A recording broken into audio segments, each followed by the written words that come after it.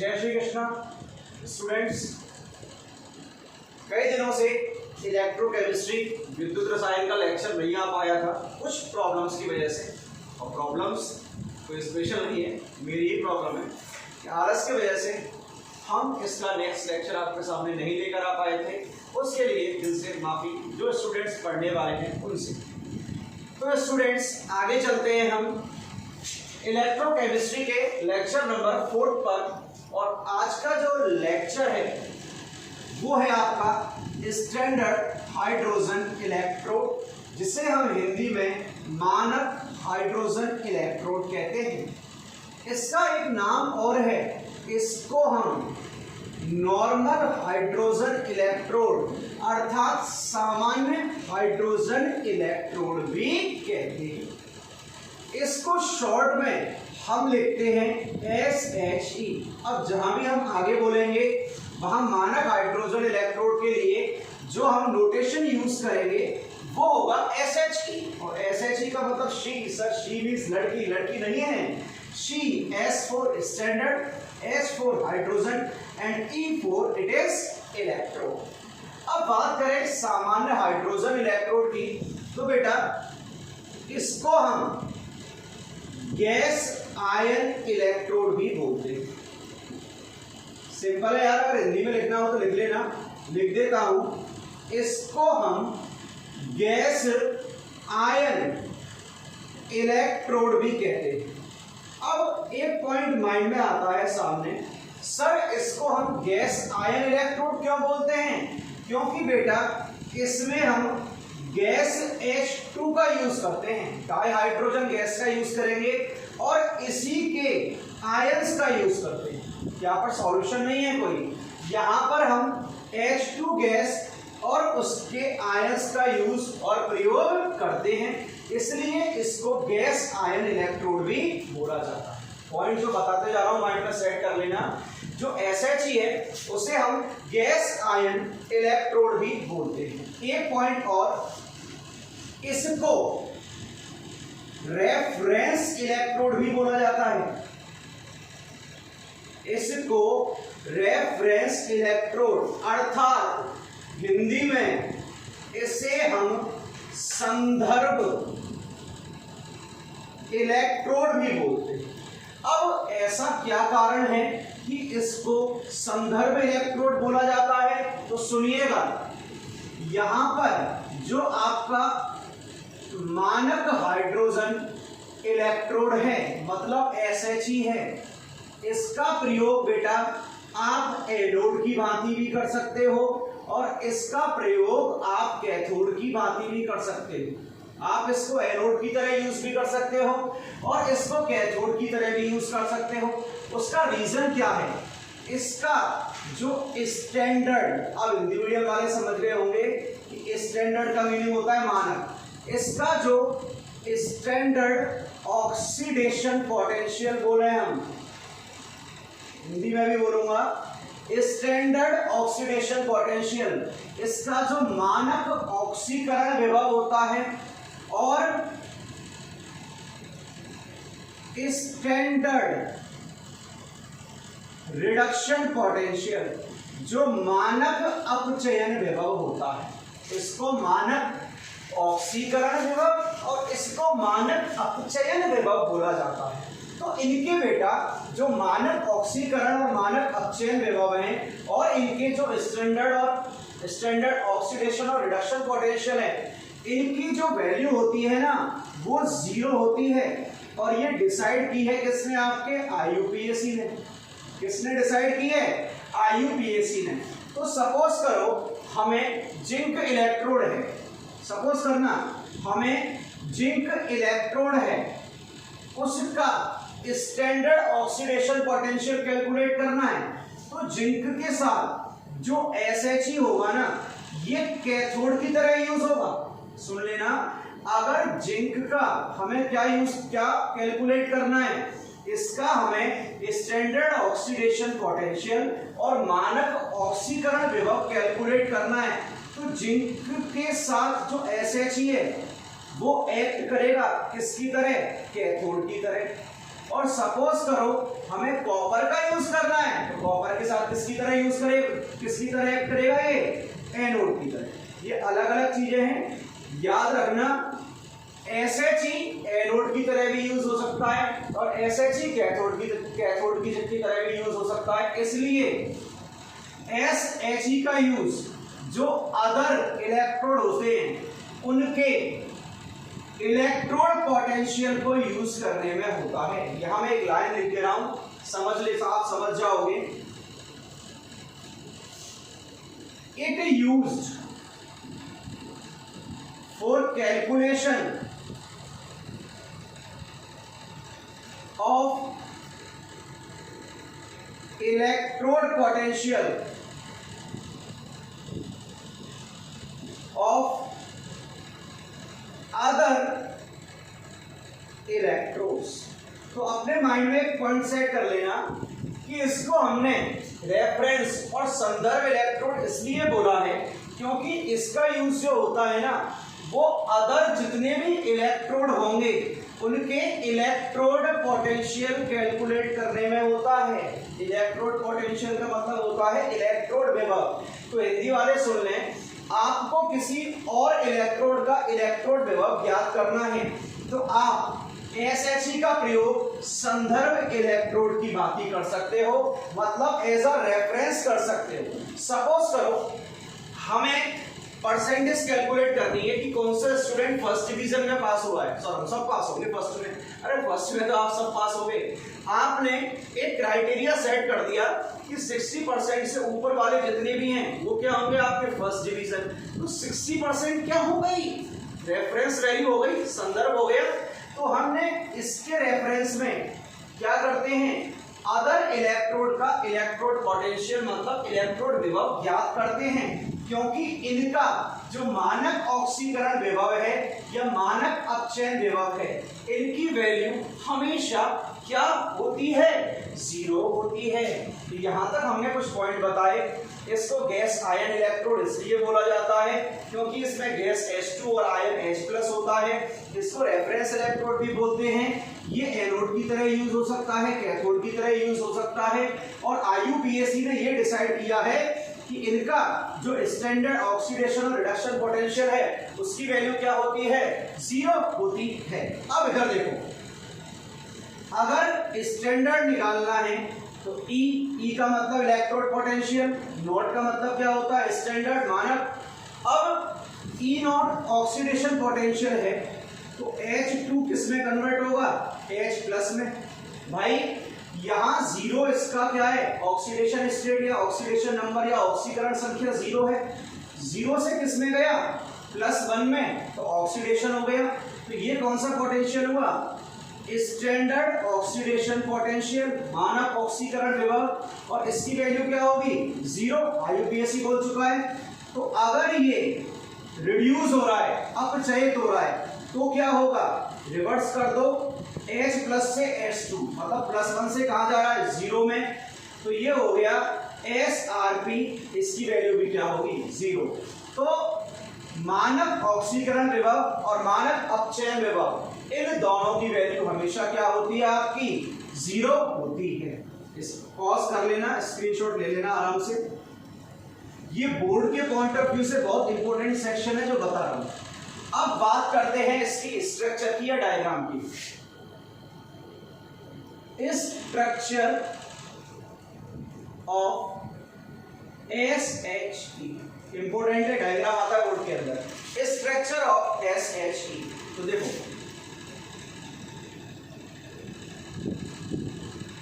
ये मैंने क्या ले लिया, बीकर ले लिया, और इस बीकर में सॉल्यूशन है किसका, H+ आयन का। मतलब ये है HCl सॉल्यूशन जिसकी कंसंट्रेशन है 1 मोलर। अब 1 मोलर का मतलब क्या है, H+ भी क्या होंगे यहाँ पर, 1 मोलर। तो यहाँ H+ आयन की कंसंट्रेशन क्या होती है, 1 मोलर।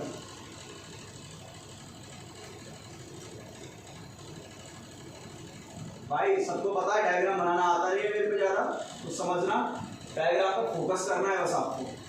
ये मत कहना सर ये क्या बना दिया, देखो ये एक ग्लास ट्यूब होती है, ये क्या है आपकी एक ग्लास ट्यूब, जिसमें हम लटका देते हैं प्लेटिनम वायर। प्लेटिनम का एक तार है जो इलेक्ट्रोड की भांति यूज करूंगा, किसकी तरह एक्ट करेगा, इलेक्ट्रोड।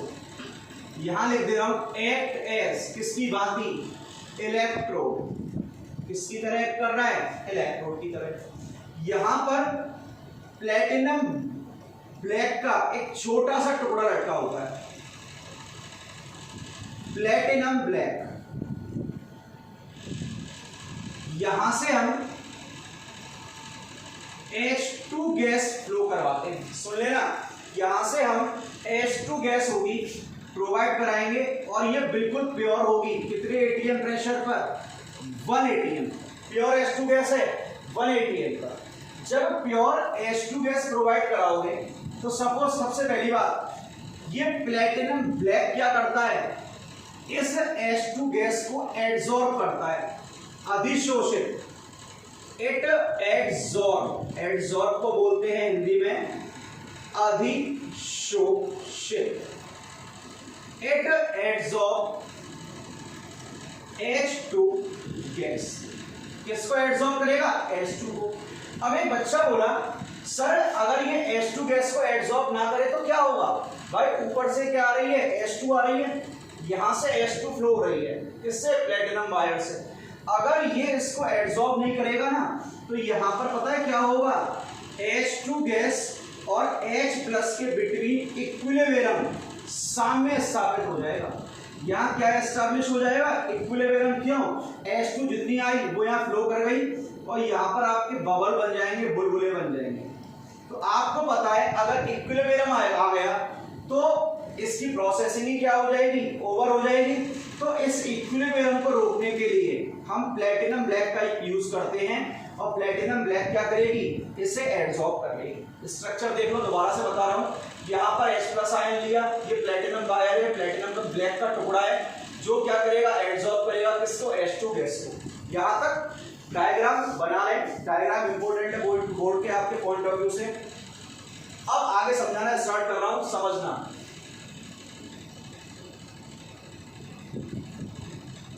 आपको एक पॉइंट बोल चुका हूं, जो SHE है वो एनोड की तरह एक्ट कर सकती है और SHE कैथोड की तरह भी क्या कर सकती है, एक्ट कर सकती है। तो देखते हैं SHE act as an anode. जब किसकी तरह एक्ट कर रही है, एनोड की तरह। भाई हिंदी लिखाने की जरूरत तो नहीं है। SHE किसकी भांति, एनोड की भांति।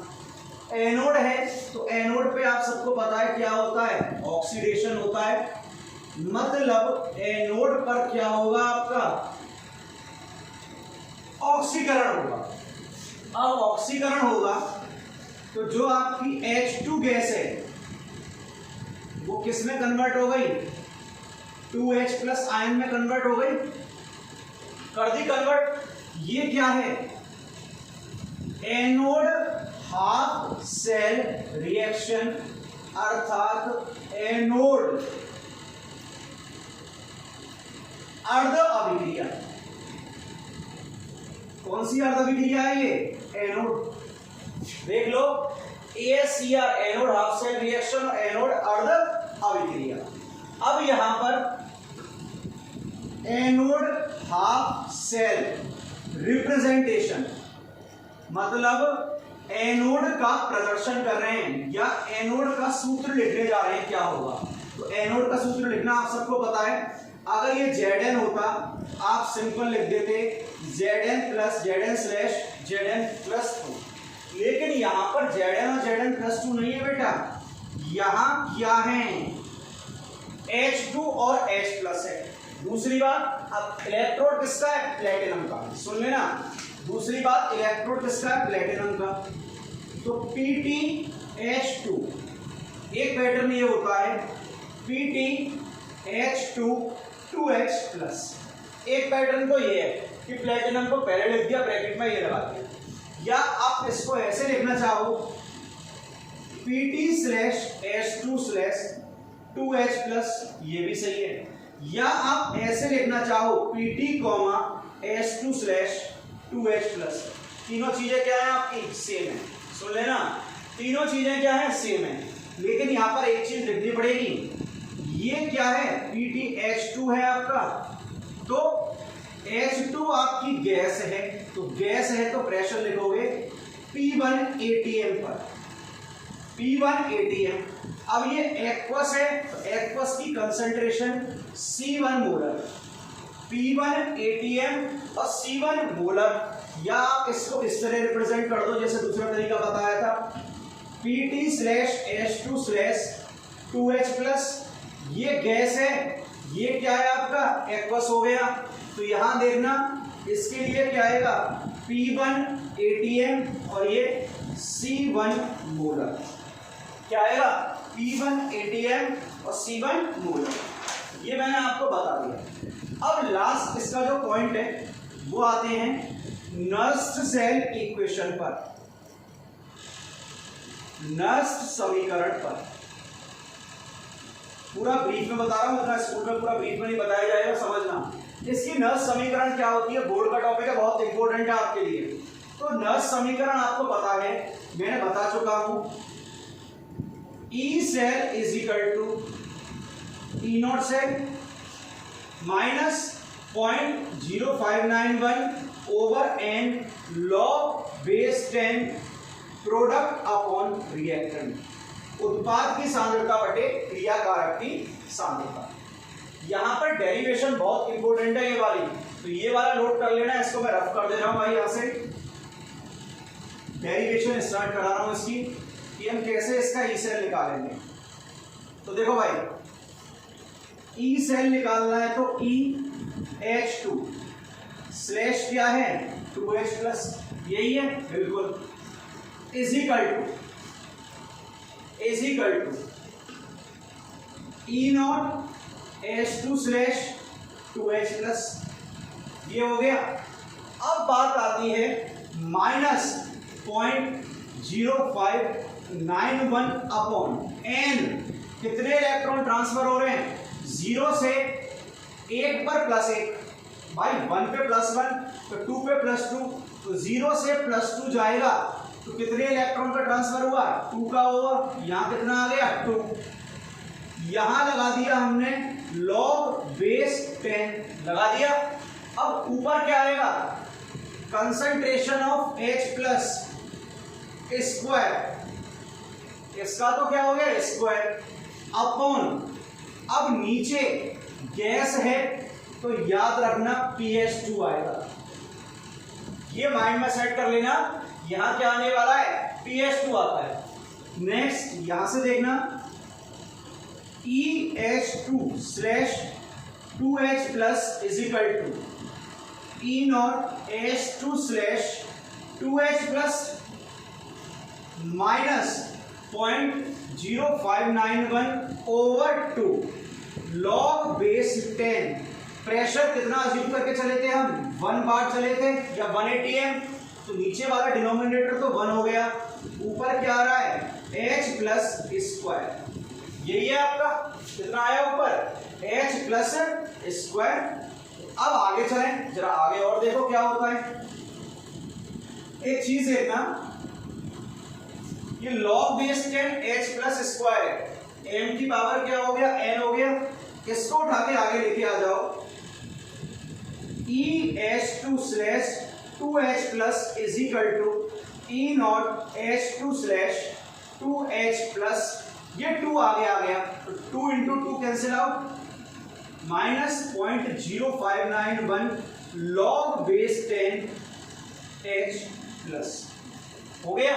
और बेटा आप सबको पता है 11th क्लास से, minus log of 10 H plus ये किसके इक्वल होता है? PH के, यही तो आना था।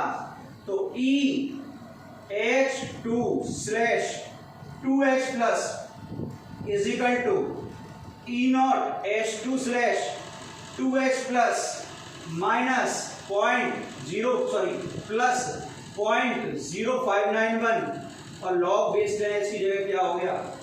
PH। इस फॉर्मूले को नोट कर लें, ये फॉर्मूला बहुत इंपॉर्टेंट है भाई आपके लिए।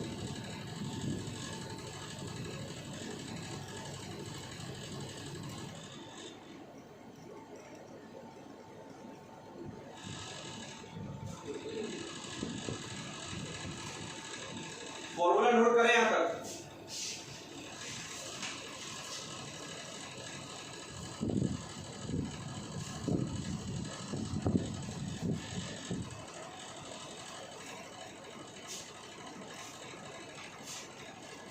यहां तक नोट कर लिया होगा। अब एक चीज देखो, मैंने आपको बोला था अभी 5-10 मिनट पहले कि इनका जो स्टैंडर्ड ऑक्सीडेशन पोटेंशियल होता है, मतलब मानक ऑक्सीकरण विभव हो या मानक अपचयन विभव हो, उसकी वैल्यू क्या होती है? 0। तो ये E0H2/H+, इसकी वैल्यू क्या हो गई? 0। जब ये 0 हो गया तो आपका EH2/2H+Gl it is equal to 0.0591 pH। ये आपका फॉर्मूला निकल के आज का। इस फॉर्मूले को लर्न करो, रटो, चाहे कुछ भी करो, वो आपकी टेंशन है।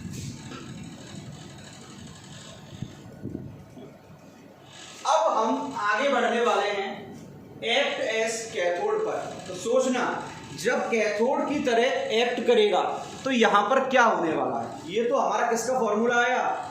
एनोड का। अब आप इसको कैथोड की तरह एक्ट करा दो तो देखते हैं। चलो, अगर पहला वाला पोर्शन किसी को समझ में नहीं आया हो तो इस पोर्शन को समझने की बेटा कोशिश करना, क्योंकि सिमिलर है, बस साइन थोड़ा सा चेंज हो जाएगा। Second point, SHE act as cathode. अगर कैथोड की तरह एक्ट करे तो क्या होने वाला है देखना। सबसे पहले इक्वेशन क्या होगी? कैथोड हाफ सेल रिएक्शन और कैथोड अर्ध अभिक्रिया। 2H+ किसमें कन्वर्ट होगा? H2 में कन्वर्ट हो गया। ये एक्वस है और ये क्या है? गैस। अब बात आती है इसका रिप्रेजेंटेशन या प्रदर्शन। कैथोड हाफ सेल रिप्रेजेंटेशन, प्रदर्शन कैसे करोगे? वहां तो हमने आगे क्या लगा दिया था? PT। तो यहां क्या कर सकते हैं? सुनो, H+/ पहले PT आएगा, PT और H2। कई टीचर बाद में लगाते हैं, वो बिल्कुल गलत है, पहले बता दो। या H+/PT/H2, बात एक ही। यहां पर ये क्या है? एक्वस। तो वहां C1 बोला था तो यहाँ C2 मोलर हो गया। M का मतलब क्या है? मोलर। वहां P1 बोला था तो यहाँ P2 क्या हो गया? ATM। C2 मोलर और P2 क्या हो गया आपका? ATM। अब बात करते हैं, यहां पर फिर हम नर्स सेल लगाएंगे। देखना, नर्स सेल डायरेक्ट लगा रहा हूं मैं यहां पर। E क्या है? H+/ किस में जा रहा है? H2 = E0H+/ क्या हो गया? H2 लगा दिया, माइनस 0.0591/n। n कितना हो गया यहाँ पर भाई? +2 से कितने में जाएगा? 0 में। 2 log ऑफ बेस 10 उत्पाद प्रोडक्ट क्या है? H2 गैस है, तो गैस के लिए PH2 अपॉन ये क्या है? H+, तो ये H+ का क्या हो गया? स्क्वायर कर दिया। अब इसकी वैल्यू को आप पहले से ही 0 मान के चलो, आपकी टेंशन है, मानना चाहो तो क्या मान सकते हो? 0, क्योंकि मानक या स्टैंडर्ड रिडक्शन और अपचयन, मानक अपचयन विभव की वैल्यू हमेशा क्या आती है? 0। तो EH+/H2 ये हो गया -0.0591/2 log ऑफ बेस 10। PH2 कितना होता है? 1। H+ का क्या हो गया? स्क्वायर। अब मैं इस H+ स्क्वायर को ऊपर ले जाऊं तो क्या हो जाएगा? माइनस, फिर आगे आएगा तो माइनस माइनस क्या हो जाएगा? प्लस। तो ये तो कोई बड़ी बात नहीं, आराम से कर सकते हो। 0.0591/2 हो गया। अब ये क्या हुआ, log of base 10 h plus की पावर -2 हो गया। अब -2 आगे जाएगा तो माइनस आएगा, 2 से 2 कैंसिल आउट, तो ये क्या रह गया, EH plus H2 is equal to 0.0591 upon log base 10 H plus. अब यहां प्लस है, माइनस नहीं है। अगर आप इसको pH में कन्वर्ट कर देते हो तो आगे क्या लगाना पड़ेगा, माइनस, भाई पहले प्लस है, अगर pH में कन्वर्ट करना है तो आगे क्या लगाना पड़ेगा, -0.059 और pH। पहले वाले फॉर्मूले में प्लस आया था, अब क्या आ गया आपका, माइनस आ चुका। तो यहां देखो, दोनों मैंने आपको बता दिए कि दोनों कैसे सॉल्व होते हैं। इसके बाद हम एक न्यूमेरिकल देखने जा रहे हैं इसका, कि न्यूमेरिकल में क्या होगा। यहां तक क्लियर है सबको? एनोड की तरह भी यूज हो सकता है, कैथोड की तरह भी यूज हो सकता है। पॉइंट दोबारा बता रहा हूं, हम SHE को सामान्य इलेक्ट्रोड विभव और नॉर्मल हाइड्रोजन इलेक्ट्रोड भी कहते हैं। बात एक ही है, या SHE बोलो या NHE बोलो या मानक बोलो या सामान्य बोलो, इसे हम रेफरेंस इलेक्ट्रोड की तरह यूज करते हैं। रेफरेंस का मतलब होता है हिंदी में संदर्भ इलेक्ट्रोड। अगला पॉइंट ये बताया था मैंने, इनका स्टैंडर्ड ऑक्सीडेशन पोटेंशियल और स्टैंडर्ड रिडक्शन पोटेंशियल, मतलब मानक ऑक्सीकरण विभव और मानक अपचयन विभव की वैल्यू सदैव क्या होगी, 0 होगी। अगला पॉइंट मैंने आपको स्ट्रक्चर बताया था, जिसमें एक प्लेटिनम का लंबा सा क्या डाला था, तार पे लगाया था, टुकड़ा डाल दिया पानी में और H2 गैस प्रोवाइड कराई। तो H2 गैस कहाँ एब्जॉर्ब होती है, जाके आपके इलेक्ट्रोड पर, और कुछ कहाँ चली जाएगी, सॉल्यूशन में। अगर इलेक्ट्रोड में हमने नीचे प्लेटिनम इलेक्ट्रोड का टुकड़ा नहीं लगाया तो गैस एब्जॉर्ब नहीं होगी और वहां पर वो सारी कहाँ चली जाएगी, HCl के सॉल्यूशन में। वहां इक्विलिब्रियम मतलब साम्य स्थापित हो जाएगा, और अगर साम्य स्थापित हो गया तो सेल जीवन के रुक जाएगी। अगला पॉइंट मैंने ये बोला कि आपको ये एनोड की तरह भी यूज होगी, कैथोड की तरह। दोनों के फॉर्मूले डिराइव करके बताएं। एक का आया एनोड की तरह -0.0591 pH और एक का क्या आया +0.0591 pH। अब हम आगे देखने जा रहे हैं बेटा। आगे जो पॉइंट है ना, आपका एक क्वेश्चन है और क्वेश्चन को लिखिएगा, क्योंकि क्वेश्चन से काफी चीजें क्लियर होती हैं। क्वेश्चन है, कैलकुलेट इलेक्ट्रोड पोटेंशियल, मतलब इलेक्ट्रोड विभव ज्ञात करना है। किसके लिए, फॉर फॉलोइंग, मतलब निम्न के लिए इलेक्ट्रोड विभव ज्ञात कीजिए। ईपी का मतलब अब तो हिंदी मीडियम वालों को समझ में आ गया होगा, इलेक्ट्रोड विभव होता है Pt/H2 2H+। मतलब ये क्या दी हुई है, एनोड दिया हुआ है आपको। अब इसके लिए इंफॉर्मेशन है, ये तो 10 ATM है, इसका H+ जो है वो 10⁻⁻⁵ दिया, सॉरी Ka दिया है 10⁻⁵ और C दिया है 1 मोलर, ये आपको दिया है। तो सोचो कैसे ज्ञात कर सकते हो। तो देखो ज्ञात कैसे कर सकते हो वो तो बता रहा हूं। E ज्ञात करना है मुझे, करना है, फॉर्मूला मेरे पास है 0.0591 log बेस 10 H+ का होल स्क्वायर अपॉन H2। भाई प्रेशर दिया है तो प्रेशर रेट भाई वहां कब आया था, जब pH2 1 था, यहां 10 दिया हुआ है। अब H+ आपको कहीं भी नहीं दिया हुआ। तो आपने आयनिक इक्विलिब्रियम में H+ के लिए एक फॉर्मूला डिराइव किया था, √Ka/C। कहां से आया ये, आपका pH2 और क्या दिया हुआ है H+, सॉरी ये था आपका बेटा CH3COOH, ये दिया हुआ है। एसिड के लिए क्या आ गया Ka, ये फॉर्मूला था आपका भाई क्लास 11 से आया है, तो याद रखना है ये। अगर H+ निकालना है तो √Ka/C होता है। Ka की वैल्यू कितनी दी हुई है, ये है 0.1।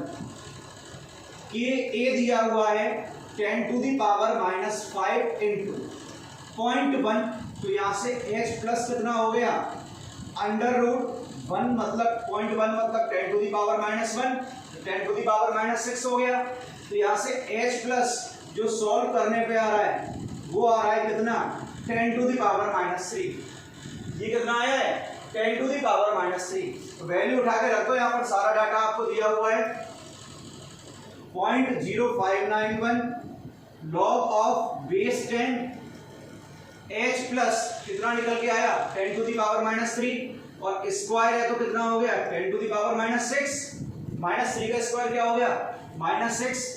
pH2 ये कितना हो गया आपका 10 ऊपर जाएगा तो E = 0.0591 log ऑफ बेस 10 ऊपर गया तो -7 हो जाएगा भाई, ऊपर जाएगा तो -7 आगे आएगा तो कितना आएगा E = यही आएगा भाई फॉर्मूले में, सॉरी आगे वहां माइनस और था, जब pH निकाला था तब माइनस हट गया था, तो माइनस है, माइनस पहले से ही ये आगे आएगा तो -7 इंटू 0.0591 लॉग बेस 10 की वैल्यू कितनी होती है 1। इसको आप सॉल्व कर लेना, आंसर प्लस में आ जाएगा 7 1 3 6 अराउंड 0.4137 आंसर आ जाएगा। सॉल्व करना बैठ के 7 एकम 7 3 6 7 6 क्या 1 इतना आंसर आएगा 0.5137। और ये किसमें आएगा आपका क्वेश्चन देख लें भाई, घुमा दिया है, वहां H प्लस नहीं दिया, K और C दिया हुआ है, तो सॉल्व करें। ऐसे क्वेश्चन सॉल्व करने आने चाहिए बेटा। सेकंड क्वेश्चन है जिसे आप सॉल्व करोगे घर से, नहीं आए तो नंबर है पूछेगा आराम से H2SO4 /PT और H2 ये दिया हुआ है और इसकी 0.05 मोलर कंसंट्रेशन दी हुई है। सॉल्व करना है, वही बताना है कि इसका इलेक्ट्रोड विभव और इलेक्ट्रोड पोटेंशियल क्या होगा। तो हंसते रहें, मुस्कुराते रहें। देखो पढ़ना तो है यार, आप सबको पता है, एक फेमस डायलॉग मेरा जो है, पढ़ना तो सबको है, प्यार से पढ़ो या झूठे खा के पढ़ो, ये आपके ऊपर डिपेंड है कैसे पढ़ते हो। प्यार से पढ़ोगे तो अच्छा रहेगा, जबरदस्ती पढ़ोगे तो दिक्कत होगी। फिर ध्यान रखिए तो बात